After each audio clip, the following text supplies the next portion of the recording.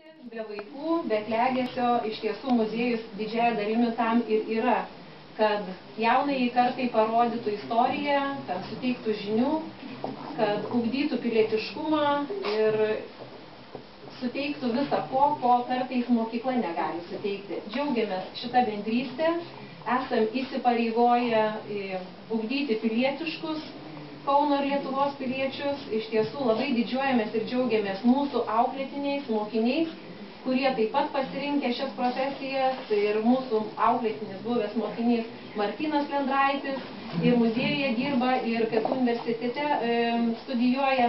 Taip pat džiaugiamės auklėtiniu Algirdu Karpavičium, kuris kartu su komanda paleido pirmąjį palydovą į kosmosą. Turime moksleivių, kurie sklando, Giedrė Starkevičiūtė ir kiti. Iš tiesų, mokykla, turėdama garbingą Jurgio Dobkevičiaus vardą, jau taip pat daugiau, dar ne 25 metus, bet jau tuoj taip pat švęsime suteikimą. Būtent Dobkevičiaus vardo mokykla, tai jau yra įdirbis ir galime džiaugtis taip pat pasiekimais.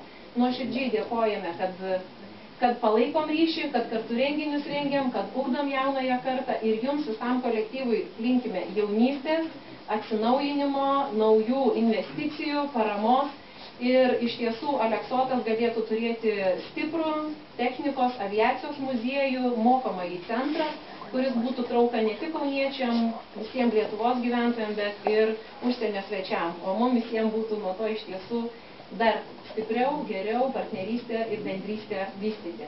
Tai nuoširdžiai dėkoju direktoriui, linkėjimai visam aviacijos muziejaus kolektyvui, o į dovanų įdėjome tai, kas mums, kurie neskraido arba nesupranta inžinierijos, bet skraido ir mato tik tai, kas gražu iš viršaus. Tai iš tiesų nuotraukų albumas ir jums ir visiems svečiams. Dėkui labai. Pačios aktyviausios mokyklos yra lakūnų vardais pavadintos mokyklos. Ir man tiesiog smagu turėti tokius aktyvius kaimynus prie pat mūsų Aleksote. Dėkui dar kartą, kad jūs esate.